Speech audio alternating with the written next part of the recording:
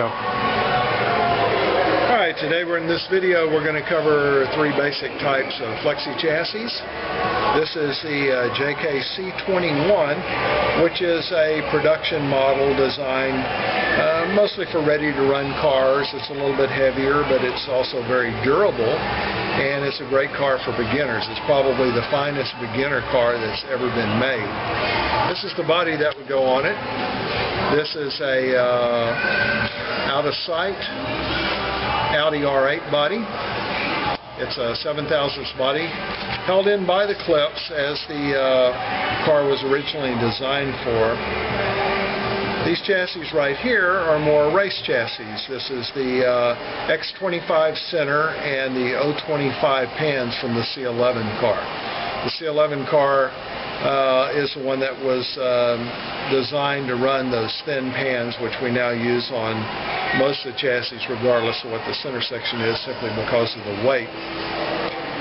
The X25 center with the C11 pans is a very durable chassis also, as the center section is very thick. I think it's about the same thickness as the C21, but it does have the thin pans, so it's still possible to bend up the pans.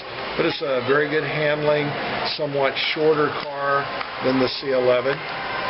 Good body for that would be a NASCAR body. It's very, very popular. These are very wedged bodies, and this is the out-of-sight NASCAR bodies, generic Car of Tomorrow version, which is raced at most places. This right here is a GTP body. It's an out-of-sight Cadillac. The Cadillac is one of 2 or 3 bodies that are extremely popular for this class. Very high downforce for a non-wing car. Probably about as much downforce as you'd want to put on one without slowing the car down. Next to the highest, the most highest would be called the Wedge Bodies, which are just basically shaped like a doorstop. They're popular in some places, but they have such little definition that most people, choose not to race this type of body. This one can go on any of these chassis.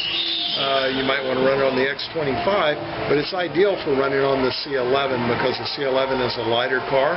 It has a O25 center and O25 pans. It's very fragile. This high downforce body, the Cadillac, allows the car to stay in the slot and minimize the chance for wrecks running the higher downforce body.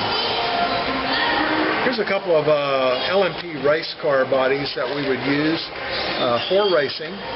There are 2 basic types here. This is an Audi R10 open cockpit body. It's a very long body.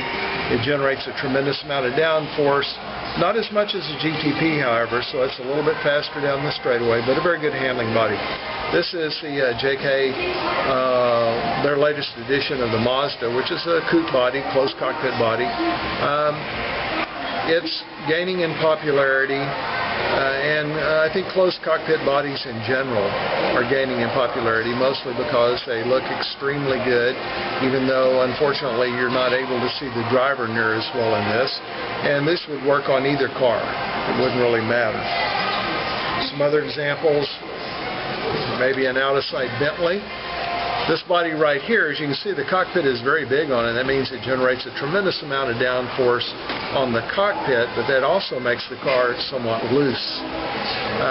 The good thing is it's very good handling as far as keeping the car in the slot, and it's made of 5/1000 material, which is a thinner material than the 7, which means less upweight, a lower center of gravity, so it compensates from the fact that maybe it doesn't generate quite as much downforce in the rear by the fact that it's a thinner body.